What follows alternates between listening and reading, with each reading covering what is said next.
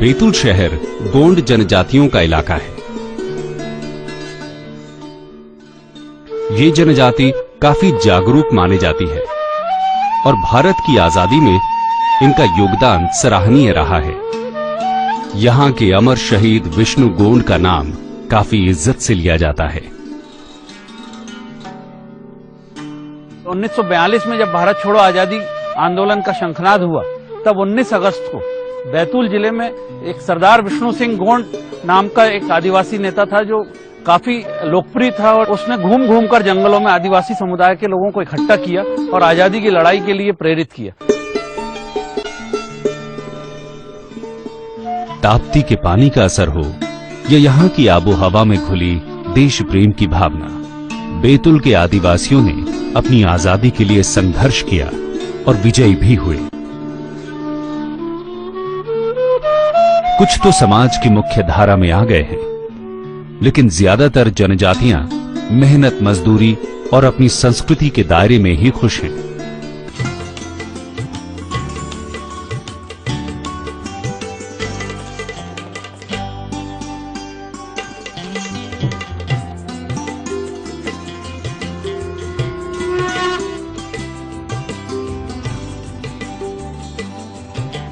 बैतूल जिले के पास ताप्ती के किनारे पारस पत्थर होने की किंवदंती कई 100 साल से सुनी सुनाई जाती रही है।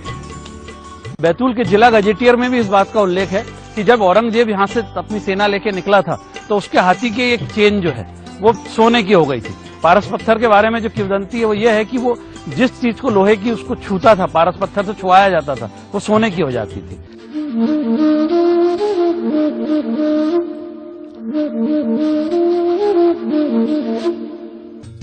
बैतूल में करीब 600 साल पुराना खेड़ला का किला है। अब वो खंडहर है और गुजरे जमाने की परछाई भर बची रह गई है।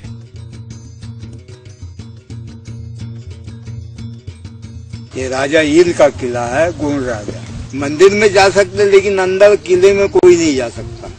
जहाँ पे राजा रहते थे जमीन के अंदर तल घर है, उसमें कोई नहीं जाता, सारे रास्ते बंद हैं। 130 ईसा पूर्व से ही ताप्ती के इस क्षेत्र पर गोंड राजाओं का शासन रहा है।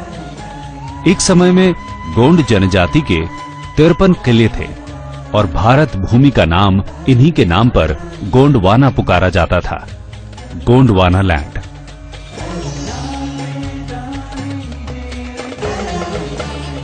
और इन्हें ही भारत का असली बाशिंदा कहा जाता है।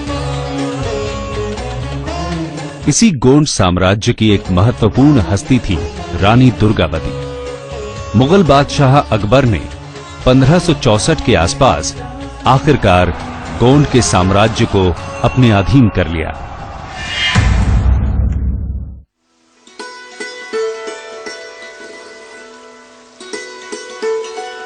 ताप्ती के पानी में थोड़ा मिथक घुला है, थोड़ी किंवदंतियां हैं और थोड़ा इतिहास,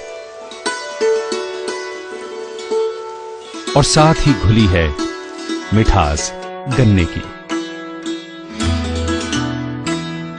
इस नदी का पानी कृषि के लिए बहुत ही अच्छा माना जाता है। बैतूल और उसके आसपास गन्ने से गुड़ निकालने का कारोबार होता है।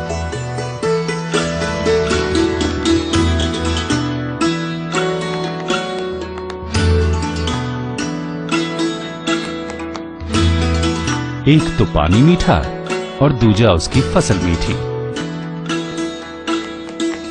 ताप्ती के साथ बहते हुए हम थोड़ा आगे बढ़े और उन इलाकों की तरफ पहुंचे जो शायद ताप्ती के जितनी ही पुरानी हैं और पुराने हैं यहाँ के असली बाशिंदे।